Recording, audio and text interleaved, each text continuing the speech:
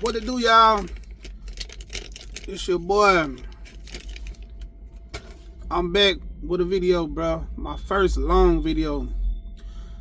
Now, what I want to do, I want to talk about my transition. I went from literally not that type of transition. Pause. I ain't talking about that. The transition from an owner-operator to a company and why it's not so bad. Let me just take y'all back.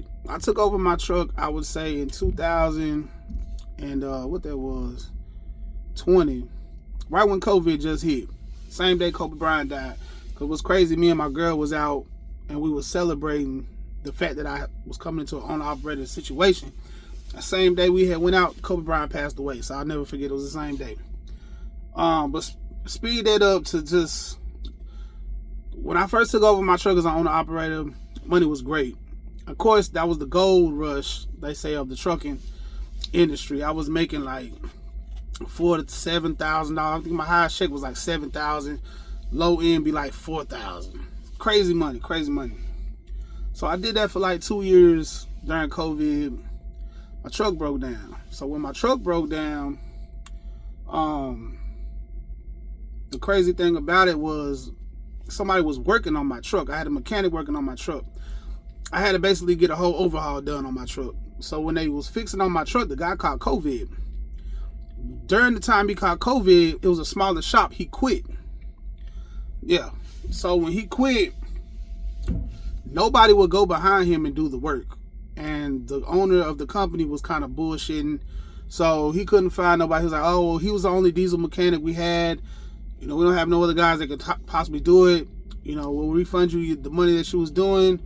But unfortunately, there was nothing I could do. So the problem I was having, a lot of owner-operators, a lot of mechanics wouldn't come behind. A lot of mechanics can attest to this. They don't want to go behind somebody's work. Okay, and I respect that, because once they broke it down to me, you don't want to be liable for somebody that put some shit together that didn't know what they was doing. So, long story short, I finally found somebody to do it. It took a long time. Like, I'm talking about almost like up to a year. That's how long it was.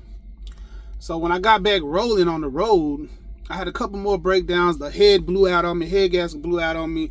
Had to get that replaced. That was like $7,000. It was crazy. But I got on track. I started rolling, making my money. But the money was never as good as it was in 2020. So now we talking 2022, 2023. I paid off that truck. And I told the guy, look, man, because I was leased to own. So I leased to own the truck. So I finally paid the truck off. I told the guy, like, look, man, I'm making my money and stuff like that, but it's just the breakdowns of this truck, you know, a whole bunch of other problems. Long story short, I'm probably going to go do something else, but I still own the truck at the time. He was like, well, look, man, I got some new trucks coming in. Why don't you sell me back the truck that you got from me? You can sell me back that truck. You can start fresh with a new truck. I'll wipe your balance to zero, because I had some deductions I was still paying. He was like, you can go back at zero. You have more miles per gallon. Brand new truck. It's up to you though. Whatever you want to do.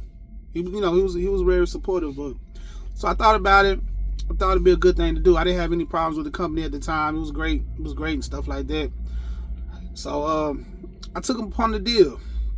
So I took upon myself to do the deal, and I did that for like 2 years, bro.